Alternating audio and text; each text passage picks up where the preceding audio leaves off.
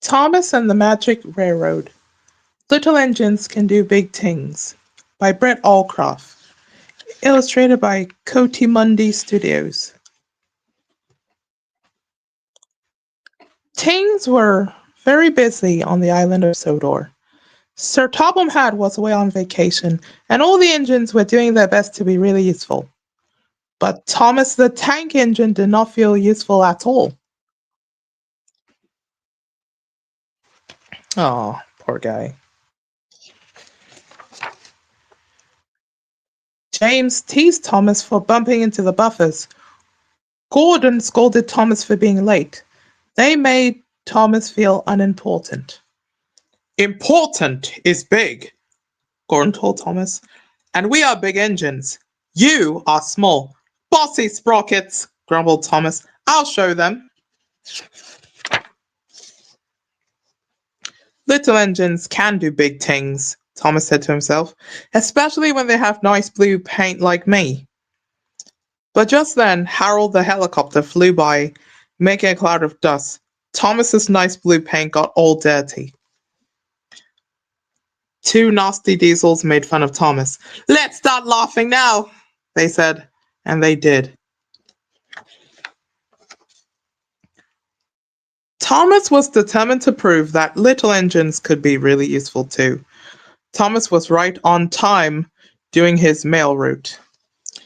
He even comforted Percy, who felt bad for being late.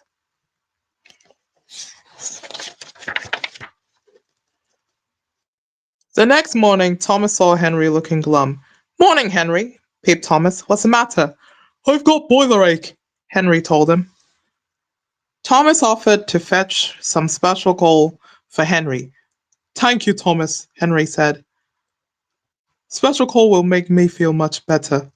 Thomas smiled and pulled away, feeling really useful indeed.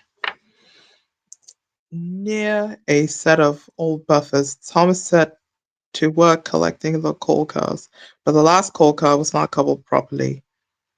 Thomas didn't notice the coal car sliding quietly backward. He didn't notice it mysteriously disappearing through the old buffers.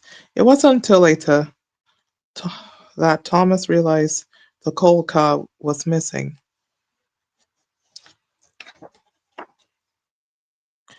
I was up near the buffers when the last coal car disappeared, Thomas told Percy. Percy got very excited. Maybe those buffers are the entrance to the Magic Railroad, he cried.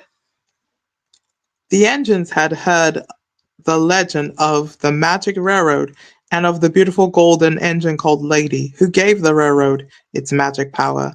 Lady had disappeared long ago, and the Magic Railroad had disappeared with her. Percy, you are clever, Thomas exclaimed and hurried away.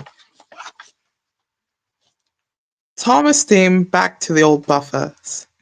He knew that bringing Lady back would be really useful, but he was nervous too. What if I go on the Magic Railroad and my wheels don't work? Thought Thomas. What if it's dark? But Thomas kept going. He reached the old buffers and passed right through it. The Magic Railroad was dark and scary, but it was also beautiful. Thomas found the missing coal car. With the car coupled properly, he continued along the Magic Railroad. Thomas passed through another set of buffers and into a world he had never seen before. This was the other end of the Magic Railroad and the home of Lady the Golden Engine. Lady had not run in many years, but with the help of the special coal from the island of Sodor, she was soon steaming again. As Lady moved along, her lovely, happy face was revealed once more. The rails became clear and golden, and beautiful shavings fell behind her and gathered between the tracks. The Magic Railroad was coming back to life. Thomas followed Lady back through the buffers.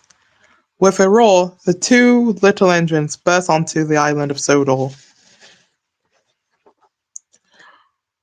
Hooray for Thomas! The engines cheered. Lady was back, and the Magic Railroad would run once again. You see, said Thomas. Little engines can do big things. The end.